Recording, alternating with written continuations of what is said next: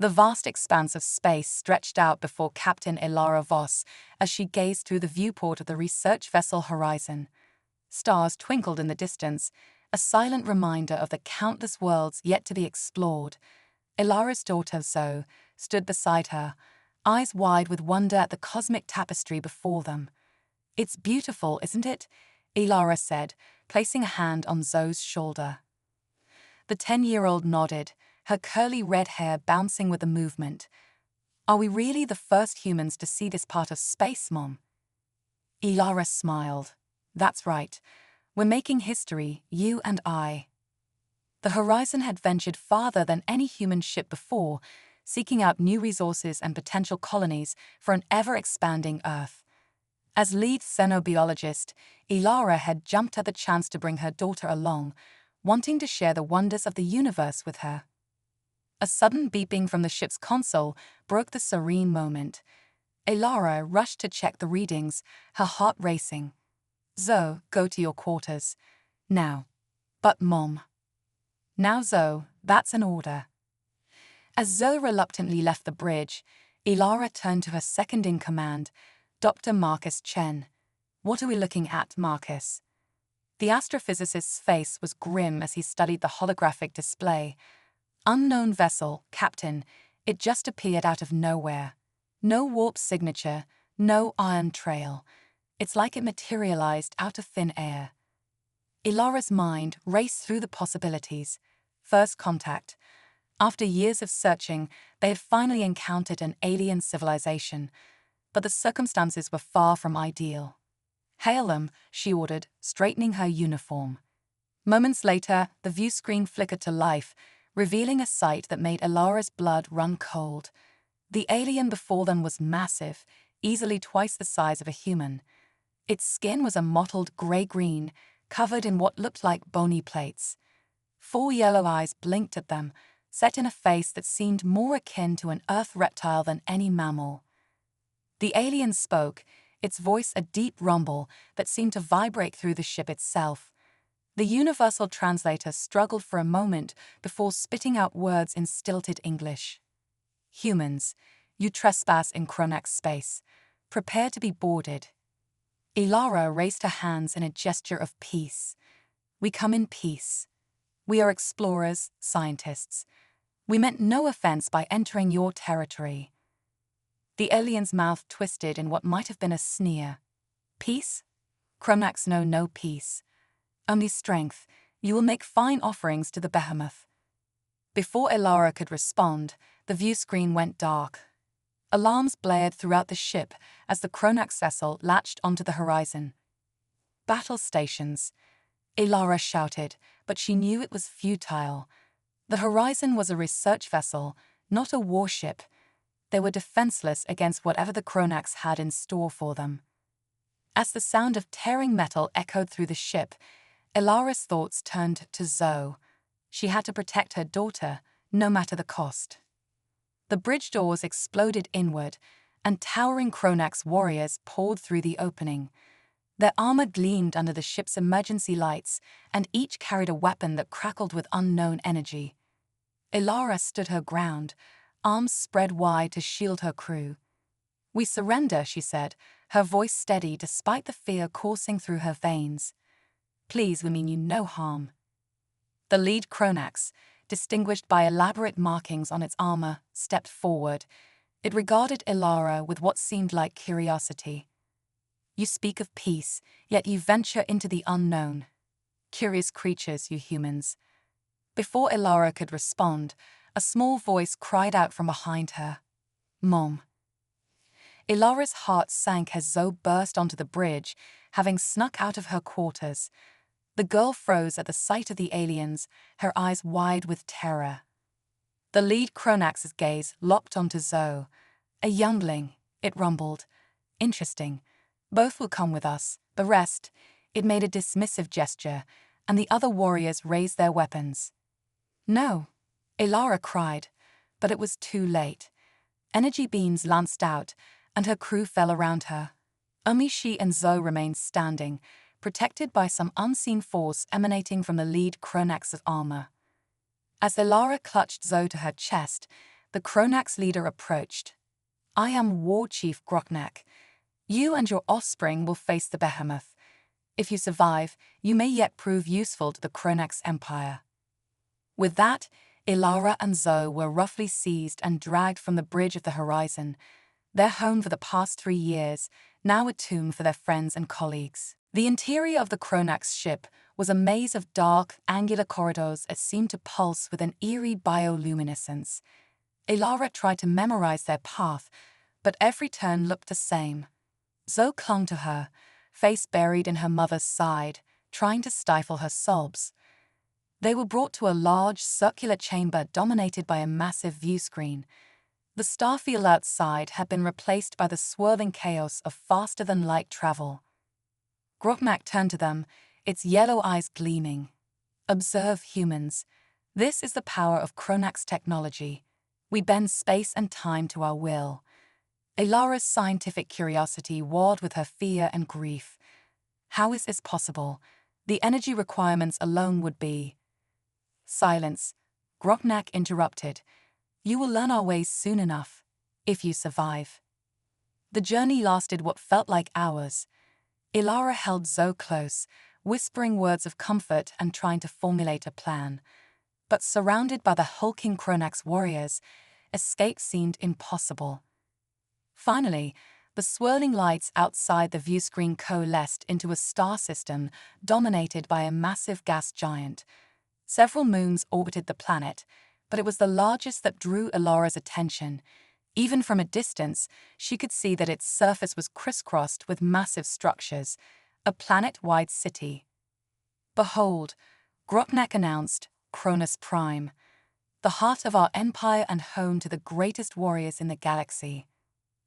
As they descended towards the moon's surface, Ilara's mind raced. The Cronax were clearly an advanced civilization, capable of feats that humanity had only dreamed of, but their culture seemed to revolve around warfare and displays of strength. Perhaps there was a way to use that to their advantage. The ship docked with a massive structure that dwarfed even the largest buildings on Earth.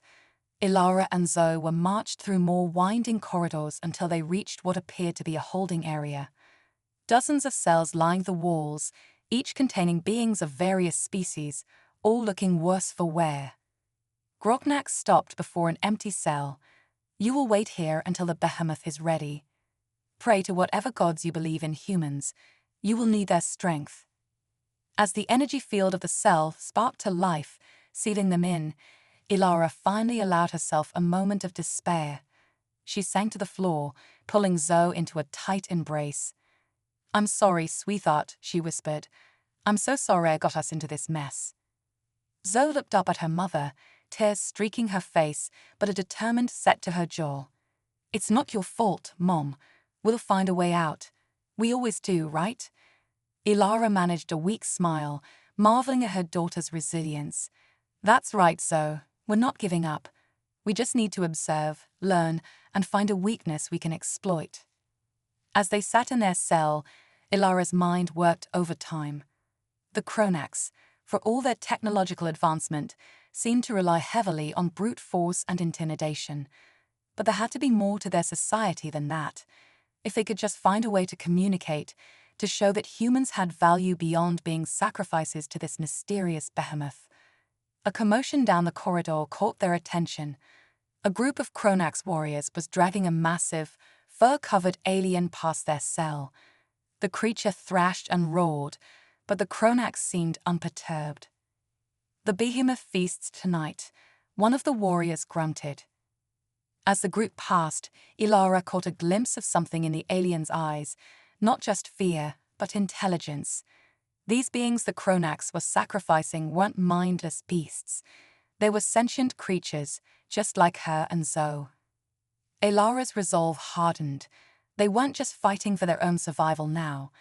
They had stumbled upon a great injustice, and if they found a way out of this, she was determined to do something about it. "Zoe," she said, turning to her daughter, "I need you to be brave, braver than you've ever been. Can you do that for me?" Zoe nodded, her green eyes shining with a mixture of fear and determination. "I can, Mom. What's the plan?" Ilara smiled, her scientist's mind already formulating hypotheses and potential solutions.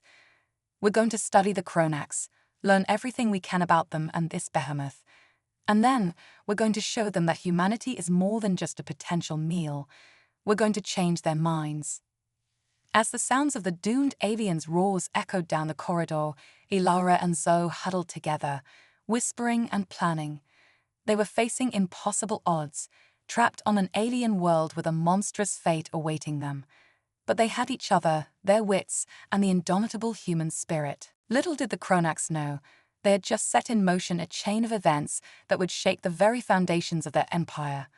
For in bringing Ilara and Zoe to Cronis Prime, they had introduced an element they had never encountered before, the unpredictable, adaptable, and fiercely determined nature of humanity.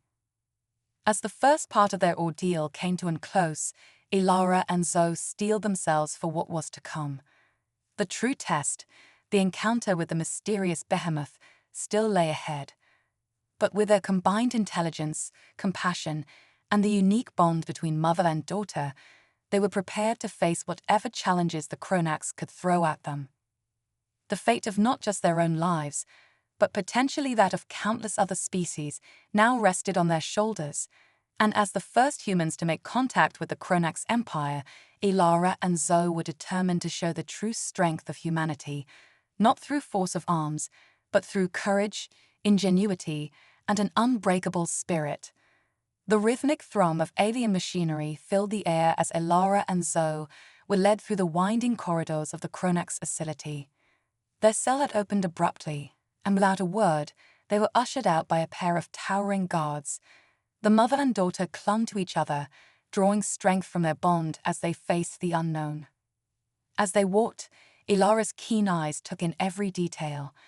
The walls pulsed with an eerie bioluminescence, and strange symbols flickered across control panels. Despite their dire situation, the scientist in her couldn't help but marvel at the advanced technologies surrounding them. "Stay close, Zoe," Ilara whispered, her grip on her daughter's hand tightening. "Remember what we discussed. Observe everything." Zoe nodded, her young face set with determination beyond her years. "I will, Mom. We'll figure this out together." Their journey ended at a massive set of doors that towered above even the Cronax guards. As they approached, the doors parted with a hiss of hydraulics, revealing a sight that took Ilara's breath away. Before them stretched an enormous arena, easily the size of a small city. The ceiling arched high above, a dome of what appeared to be some kind of force field that shimmered with alien energies. The arena floor was a patchwork of different terrains, from dense jungle to barren desert, from icy tundra to bubbling lava fields. And dominating it all was a colossal creature that defied description. The Behemoth.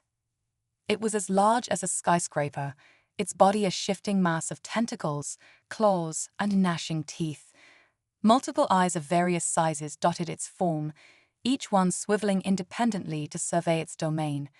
The creature's skin rippled with colors that seemed to exist beyond the human visual spectrum, creating an effect that was both beautiful and terrifying. Ilara felt Zoe stiffen beside her, a small gasp escaping the girl's lips. She squeezed her daughter's hand reassuringly, even as her own heart raced with fear and awe. War Chief Grotnak's voice boomed from behind them.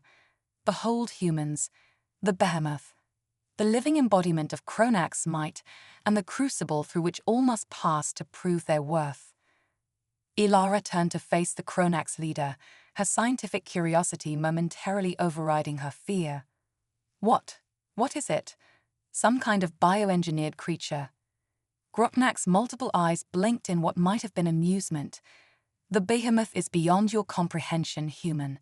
It is ancient, powerful, and the key to our dominance of the galaxy. Those who survive its trials are deemed worthy to join the Cronax Empire. Those who fail become sustenance for its endless hunger." As if on cue, a deafening roar shook the arena. Ilara and Zoe watched in horror as the Behemoth snatched up a group of alien prisoners from one of the terrain zones, drawing them into its maw with lightning speed. "Your trial begins now," Grotnak announced. Survive for one planetary rotation, and you will have earned the right to live, as servants of the Cronax, of course. Before Elara could protest, she and Zoe were shoved through a shimmering force field. They tumbled onto the soft grass of what appeared to be a temperate forest zone within the arena. "Mom," Zoe cried out, clinging to Elara as they scrambled to their feet. Elara held her daughter close, her mind racing. "It's okay, Zoe. We're okay. Remember our plan. We observe, we learn, and we survive." As they took in their immediate surroundings, Elara's trained eye began to catalogue details. The trees, while alien in appearance with their spiral trunks and iridescent leaves, seemed to follow familiar biological principles.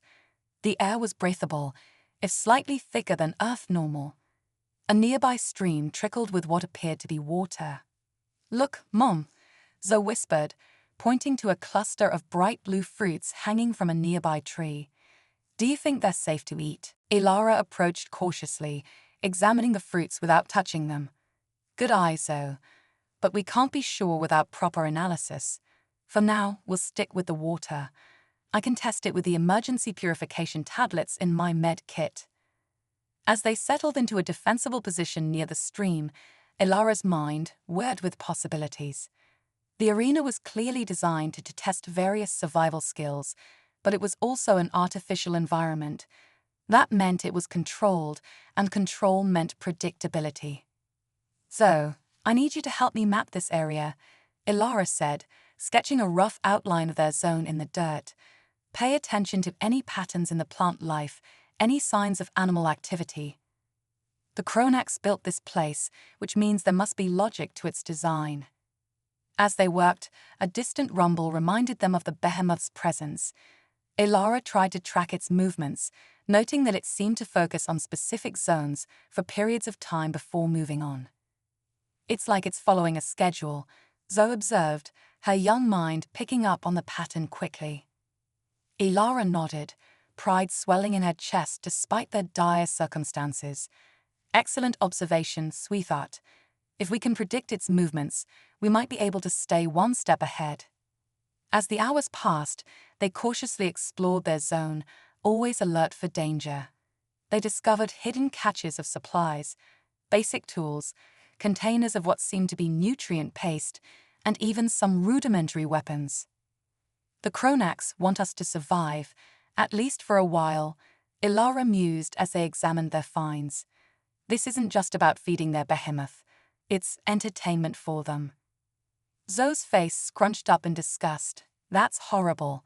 How can they treat people like this?" Elara sighed, pulling her daughter into a hug. "Some cultures value different things, Zoe. The Cronax seem to prize strength and survival above all else, but that doesn't make it right." As they continued their exploration, they encountered other prisoners, aliens of various species, all struggling to survive in this manufactured hell. Some were hostile, driven mad by fear and desperation. Others were too weak or injured to pose a threat. It was one of these injured aliens that changed everything.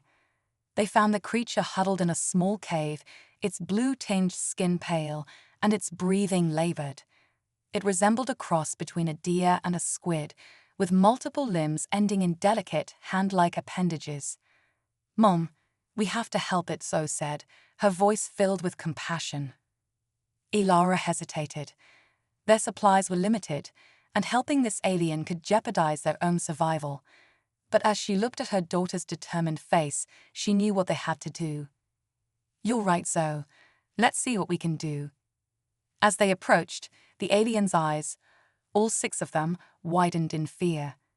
It tried to retreat further into the cave, but its injuries prevented it from moving far. Elara held up her hands in a universal gesture of peace. "It's okay. We're not here to hurt you. We want to help." To her surprise, a soft voice echoed in her mind. "You? Help? Why?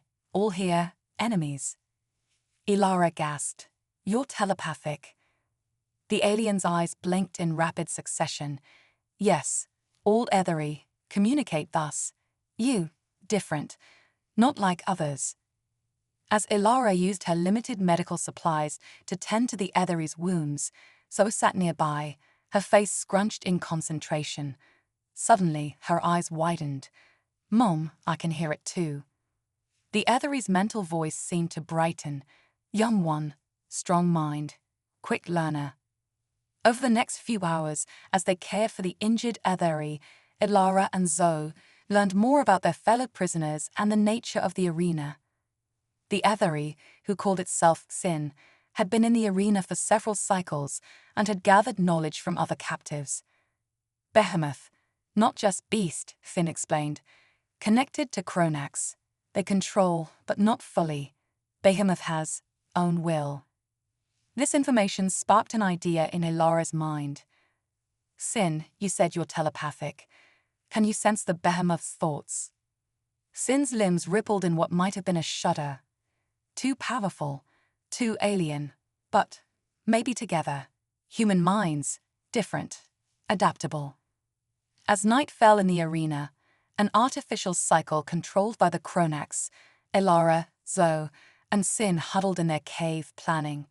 The Behemoth's roars echoed in the distance, a constant reminder of the danger they faced. "If we can communicate with the Behemoth," Ilara mused, "maybe we can find a way to stop this cycle of violence. Show the Cronis that there's another way." Zoe nodded enthusiastically. "And if we work together with the other prisoners, we'll be stronger."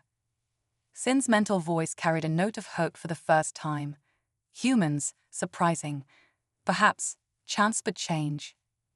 As they settled in for a restless night, taking turns keeping watch, Ilara allowed herself a small smile.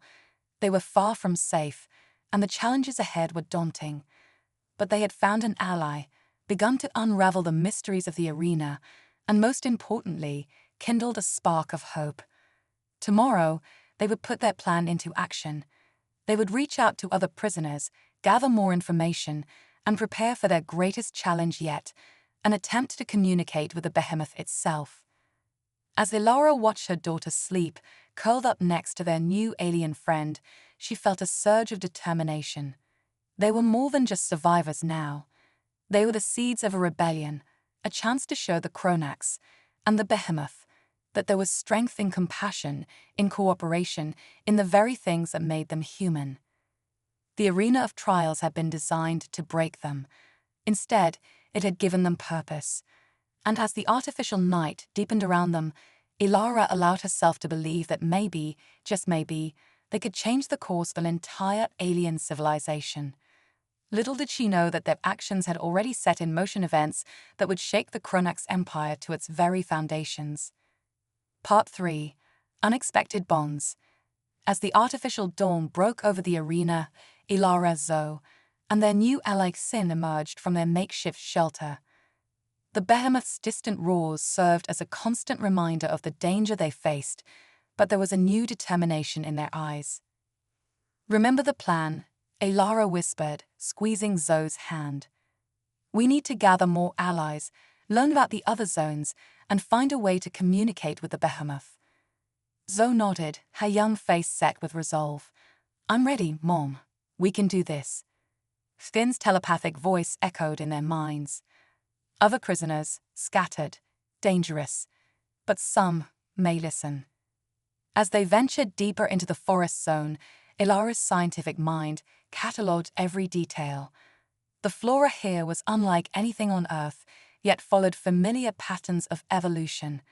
She noted how some plants seemed to react to their presence, either shrinking away or reaching out with curious tendrils.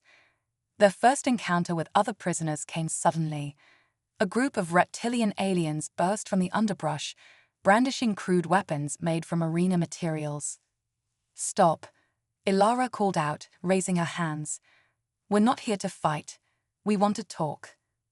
The lead alien, a towering creature with iridescent scales, hissed skeptically. "Talk?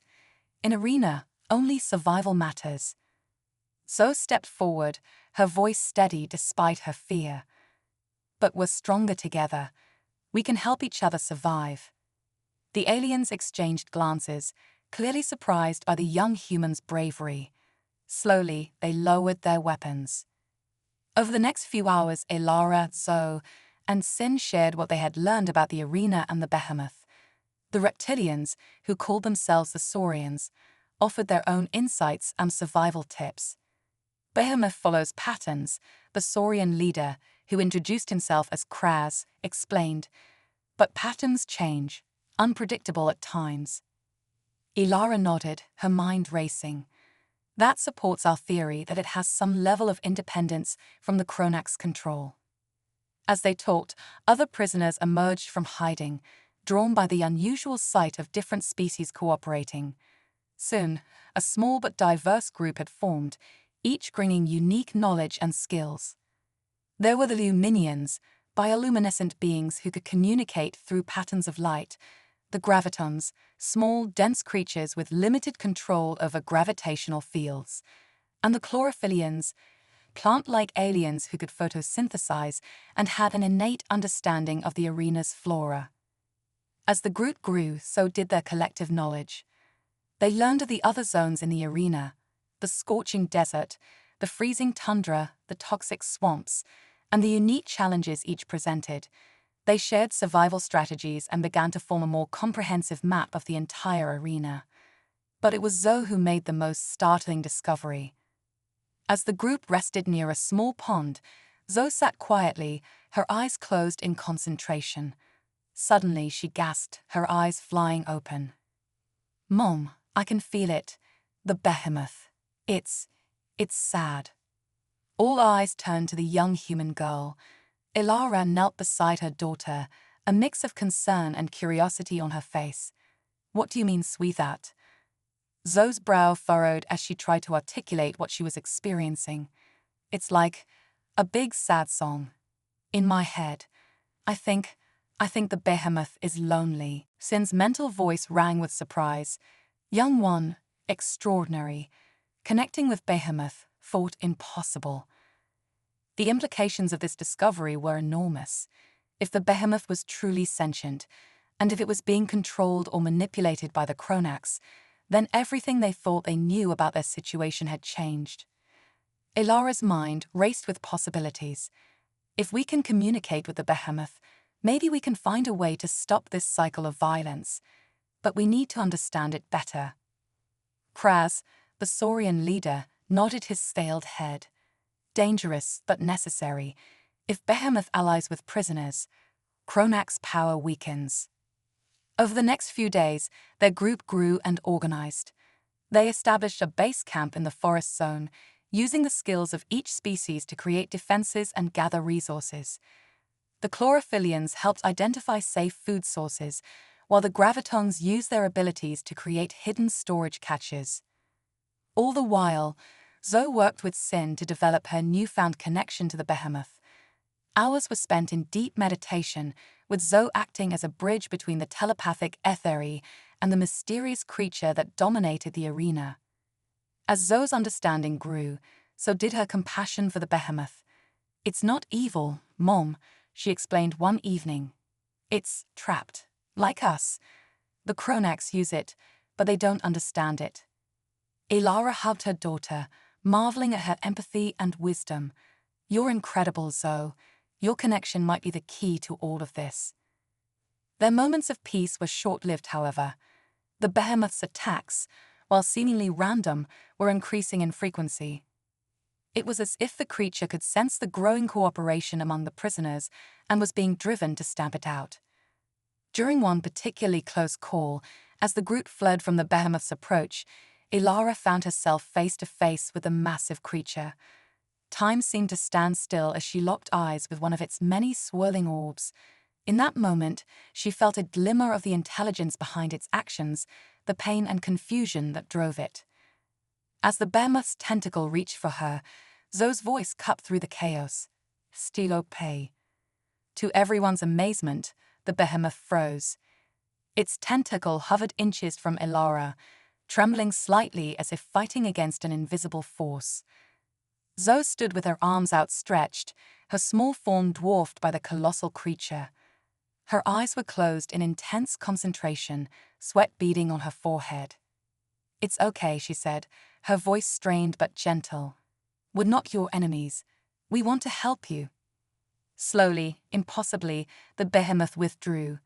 Its mass of tentacles and teeth rippled with colors unseen before, and a low, mournful sound echoed through the arena. As the creature retreated, the gathered prisoners stayed in awe at the young human girl who had done the impossible. Elara rushed to her daughter, gathering her in a tight embrace. "Zoe, that was. How did you do that?" Zoe looked up at her mother, her eyes shining with a mixture of exhaustion and excitement. "I showed our memories, Mom. Our love for each other. I think it understood." This event marked a turning point in their struggle.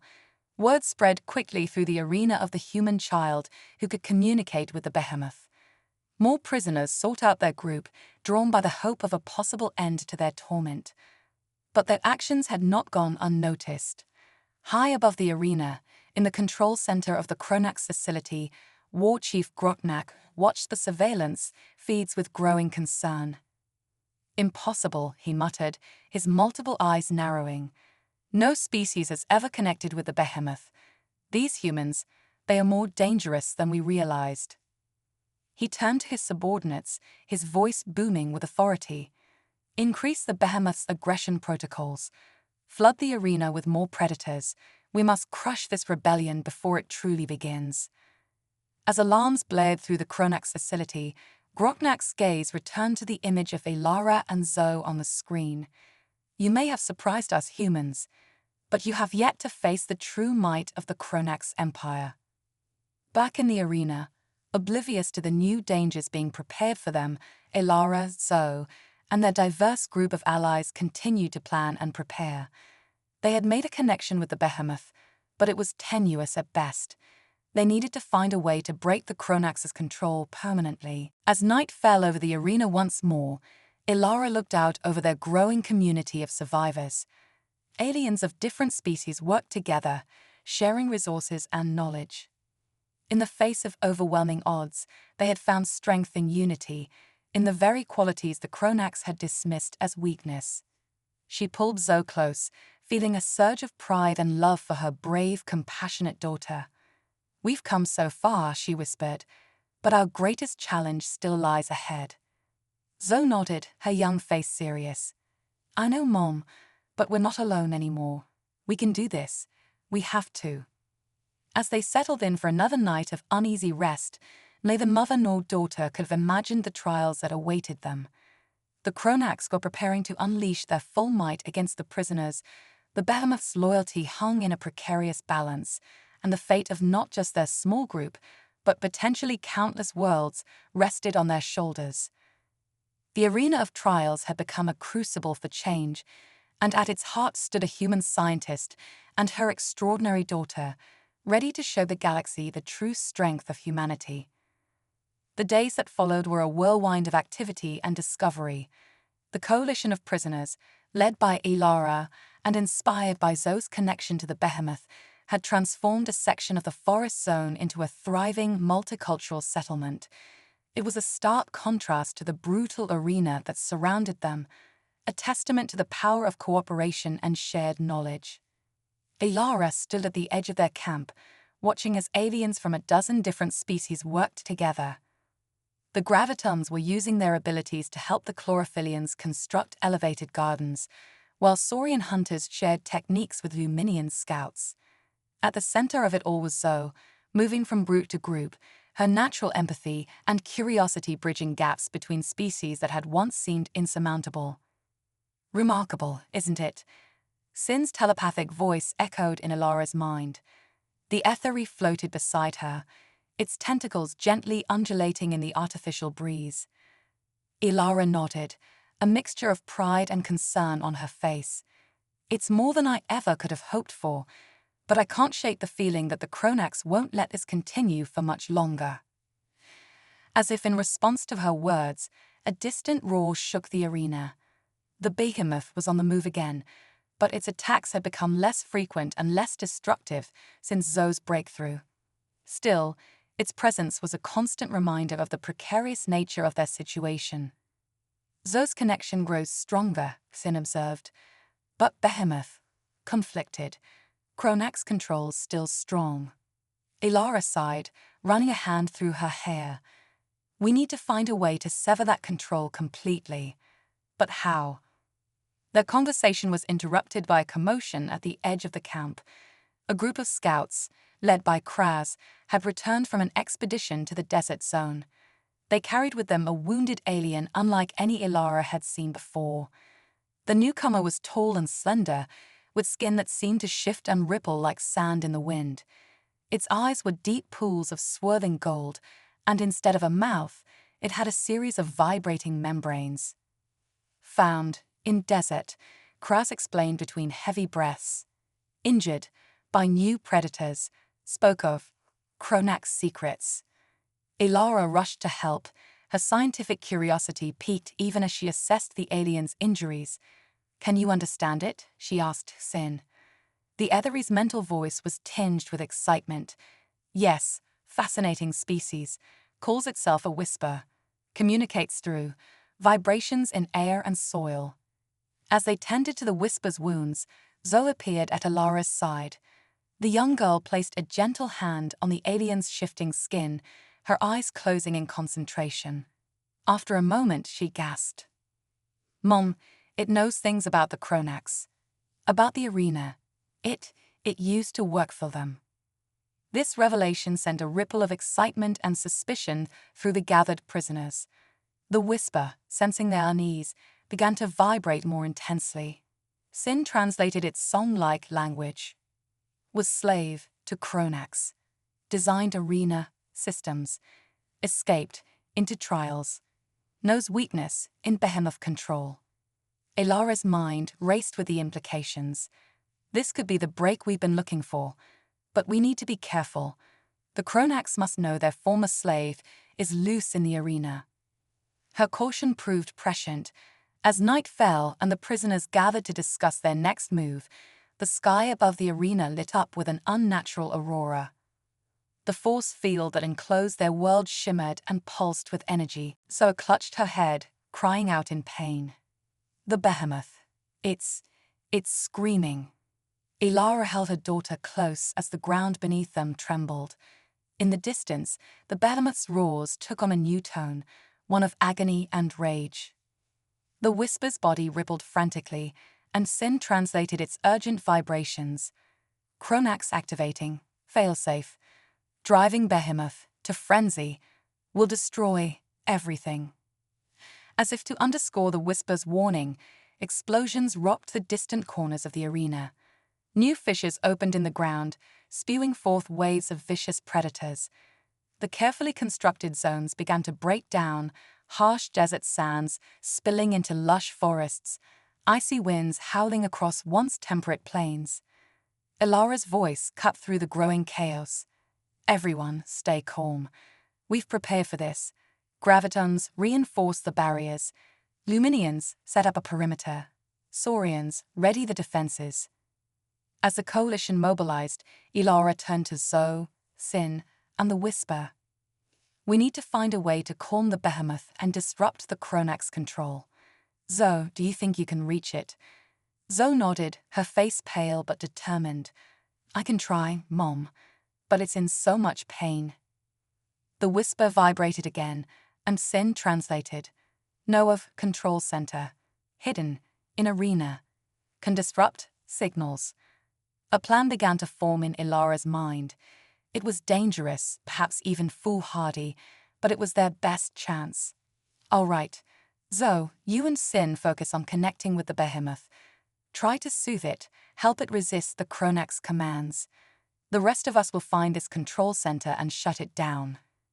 As they prepared to split up, a massive tentacle smashed through their outer defenses.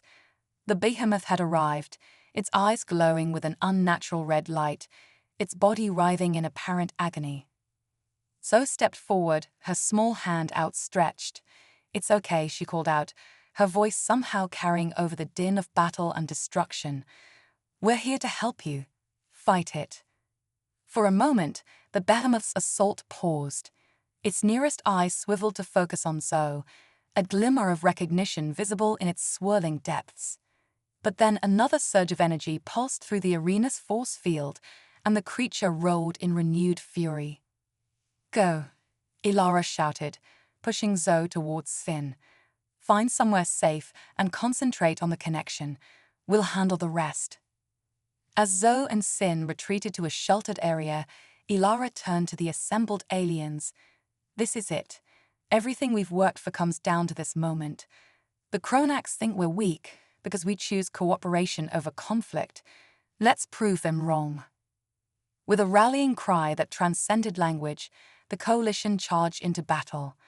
Gravitons created fields of repulsive force to slow the Behemoth's attacks. Luminians used their bioluminescence to confuse and disorient waves of predators. Chlorophyllians commanded the very plants of the arena to entangle and ensnare their foes. At the heart of it all was Ilara, a scientist's mind, working in overdrive as she coordinated their efforts. With the Whisper's guidance, they fought their way through the chaos of the collapsing arena, searching for the hidden control center. Above them, in the Cronax Command Center, War Chief Grotnak watched with a mixture of rage and disbelief. Impossible, he growled.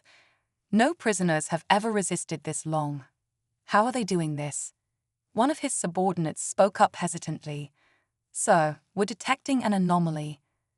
The Behemoth's neural patterns are changing. It's as if something is interfering with our control signals. Grotnak's eyes narrowed. The human child. A connection is stronger than we anticipated.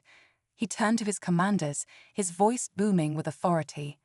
Send in the elite guards. Capture the humans at all costs.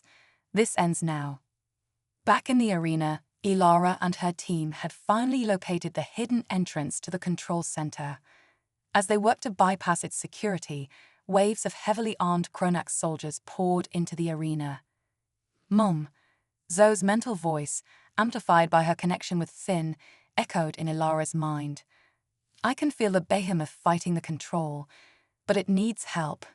There's something you need to destroy in the control center. A crystal matrix. Ilara's heart raced as she relayed the information to her team. They were so close, but with the Cronax elite bearing down on them and the Behemoth still partially under enemy control, their chances of success were slim. As she prepared for the final push into the control center, Ilara allowed herself a moment to marvel at how far they had come.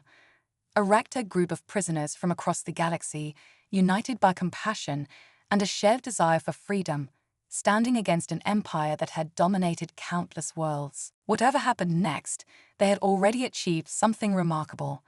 They had proven that there was strength in diversity, in cooperation, in the very qualities that the Cronax had dismissed as weakness. With renewed determination, Ilara signaled to her team. For freedom, she said simply. For all of us. As they breached the entrance to the control center, alarms blared throughout the arena. The fate of not just their small coalition, but potentially the entire Cronax empire, hung in the balance. And at the heart of it all were a human scientist and her extraordinary daughter, about to show the true strength of humanity to the galaxy. The control center was a maze of pulsing biocircuitry and alien technology. Ilara and her team fought their way through waves of automated defenses, their diverse abilities working in perfect harmony. The Whisper's vibrations disrupted security systems, while Kraz's saurian strength tore through physical barriers. The crystal matrix, Ilara shouted over the chaos. It has to be at the heart of this place. As they pushed deeper into the facility, the very air seemed to thicken with tension. Ilara could feel the weight of countless lives resting on their success, not just the prisoners in the arena, but potentially entire civilizations that had suffered under Cronax rule. Meanwhile, Zoe and Sin had found refuge in a small cave, their minds linked in deep concentration. Through their combined telepathic abilities, they reached out to the Behemoth, fighting against the Cronax control's signals. It's so angry, Zoe whispered, tears streaming down her face. So confused. It doesn't want to hurt anyone, but the pain. Finn's mental voice was strained but supportive. Focus, young one. Show Behemoth. Alternative. Your memories, your love. Outside their sanctuary, the battle raged. The coalition of prisoners fought valiantly against the Cronax elite forces, their unity and creativity allowing them to hold their own against superior technology and numbers. In the Cronax command center, War Chief Groknak watched with growing fury as his carefully constructed system of control began to unravel. How, he roared, how can these lesser species resist us?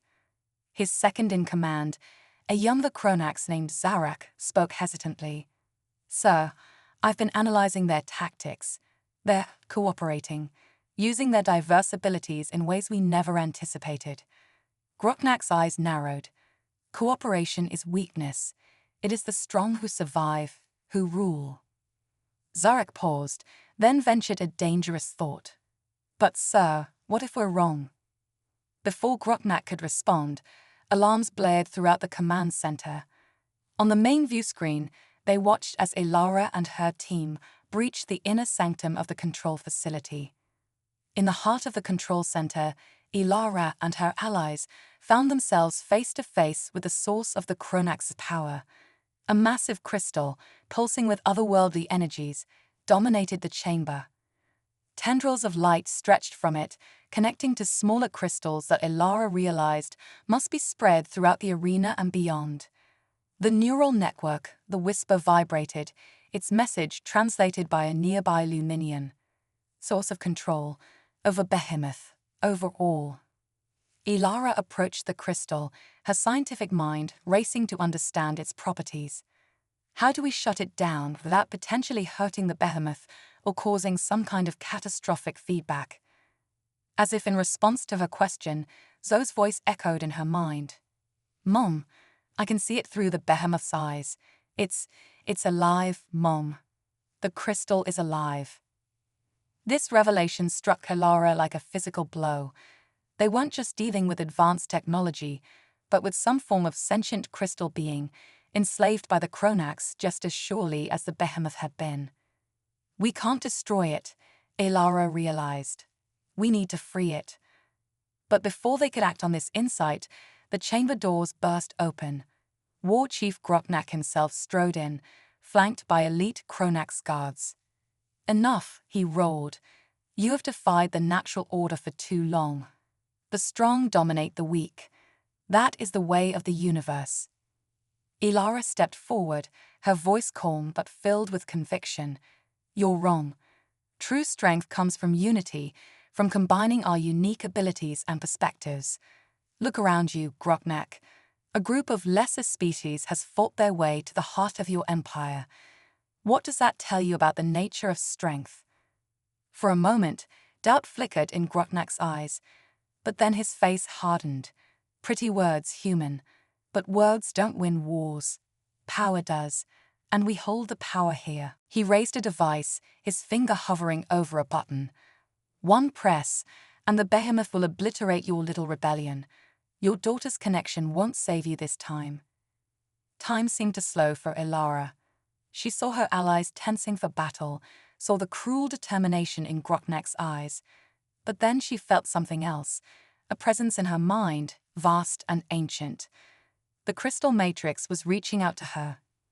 In that moment of connection, Elara understood. The crystal, the Behemoth, even the Cronax themselves, all were part of a greater whole, a cosmic ecosystem thrown out of balance by fear and the desire for control. Wait, she called out, her voice ringing with newfound authority. There's another way, a better way. To everyone's surprise, including her own, Elara stepped towards the crystal matrix. As she approached, tendrils of energy reached out to her, enveloping her in a cocoon of light. Mom, Zoe's mental voice cried out in fear and awe. It's okay, sweetheart, Elara replied, suffused with a sense of purpose. I understand now. This is what we were meant to do. As the energy flowed through her, Elara became a conduit. Through her, the crystal matrix connected not just to the Behemoth, but to every being in the arena, in the Cronax facility, and beyond. Groknak and his soldiers stumbled back, overwhelmed by the sudden influx of sensation and emotion. For the first time, they felt the fear of their prisoners, the pain of the Behemoth, the loneliness of the crystal being. But they also felt something else, the joy of connection, the strength found in diversity, the power of compassion. Elara's voice, amplified by the crystal's power, resonated throughout the facility and the arena. This is the true nature of strength, not domination, but cooperation, not fear, but understanding. We are all connected, all part of a greater whole. As she spoke, the crystal's energies pulsed and shifted. The oppressive control signals weakened, replaced by a harmonious network of mutual support and understanding. In the arena, the Behemoth's pained roars subsided. It blinked its many eyes, seeing the world clearly for the first time in eons. Zoe and Sin, still linked telepathically, felt the creature's relief and gratitude wash over them. The Cronax soldiers lowered their weapons, many of them falling to their knees as the full weight of their actions over countless generations hit them. Grotnak himself stood frozen, his worldview shattered and rebuilt in a matter of moments. As the energy subsided, Elara stumbled back from the crystal, caught by Kraz's strong arms. She looked around the chamber, seeing wonder and hope on faces that had known only fear and aggression. What happens now? Zarek, the young Cronax officer, asked hesitantly. Elara smiled, tired but triumphant. Now we rebuild, together, as equals. As the news of what had transpired spread throughout the Cronax Empire, worlds that had known only oppression began to stir with hope. The arena, once a place of nightmares, was transformed into a center of learning and cultural exchange. The Behemoth, freed from its pain and rage, became a guardian and teacher, its vast intelligence finally used for the benefit of all. The crystal matrix, no longer a tool of control, became the heart of a new galactic communication network, linking diverse species in harmony. And at the center of it all were Elara and Zoe, the humans who had shown the galaxy the true meaning of strength. Their compassion, creativity, and unwavering spirit had not only saved countless lives, but had set in motion changes that would reshape civilizations. As Elara watched her daughter playing with young aliens of a dozen species, teaching them Earthfames and learning their customs in return, she felt a profound sense of hope for the future. They had faced unimaginable challenges and emerged stronger, not just as individuals or as humans, but as part of a vast, interconnected cosmic family. The age of Cronax dominion was over. A new era of cooperation and mutual understanding had begun, and it all started with a mother, a daughter, and the unbreakable bonds of love and compassion that defined the best of humanity. In the months that followed the Great Transformation, the former arena became a symbol of hope and unity across the galaxy. What was once a place of terror and despair had been reborn as the Galactic Concordance Center, a hub of cultural exchange, scientific advancement, and interspecies cooperation. Elara stood on a balcony overlooking the main plaza, marveling at the sight before her. Beings from hundreds of worlds mingled freely, their diverse forms and colors creating a living tapestry of galactic life. The Behemoth, now known as the Guardian, floated serenely above the crowd, its massive form a reminder of both the challenges they had overcome and the wonders still to be discovered. Hard to believe it's only been a few months, isn't it? A voice said from behind her. Elara turned to see Zarek, the young Cronax officer who had become one of their strongest allies in the transition. His once rigid posture had softened, and his eyes now held a warmth that would have been unthinkable in the old Cronax Empire. Sometimes it feels like yesterday, Elara replied, and sometimes it feels like a lifetime ago. As they spoke, a group of children ran past, laughing and playing. Among them was Zoe, her red hair flying as she led a game that seemed to be a mix of Earth hopscotch and a Saurian agility drill. Elara's heart swelled with pride at how easily her daughter had adapted to their new reality, becoming a bridge between cultures in her own unique way. The Galactic Council is assembling, Zarek reminded her gently. They're eager to hear your proposals for the next phase of the reconciliation process. Elara nodded, taking a deep breath to center herself.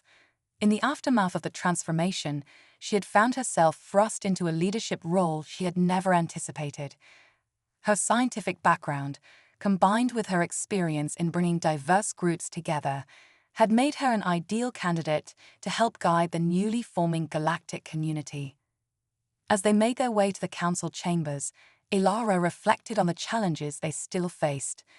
Not everyone had embraced the new order with open arms.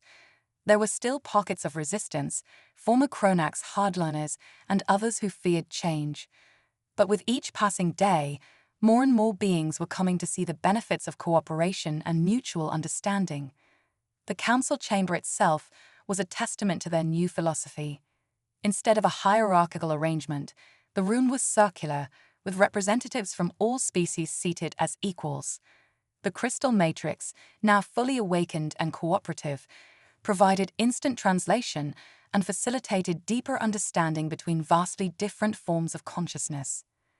As Ilara took her seat, she saw familiar faces all around her. Kraz, the Saurian warrior who had become a respected diplomat. Sin, the ethery telepath, whose insights into non-verbal communication had proven invaluable. The Whisper, whose knowledge of Cronax technology was helping to repurpose it for peaceful uses. And at the center of it all, connected to the crystal matrix, was the consciousness of the Guardian, its vast intellect now dedicated to nurturing and protecting life rather than threatening it. "We bring this council to session," intoned the Luminian chirping, its bioluminescent patterns conveying layers of meaning beyond mere words. "Dr. Ilara Voss of Earth has the floor." Ilara stood, feeling the weight of countless worlds resting on her shoulders. But as she looked around at the diverse beings who had become her friends and allies, she also felt an immense sense of hope and possibility.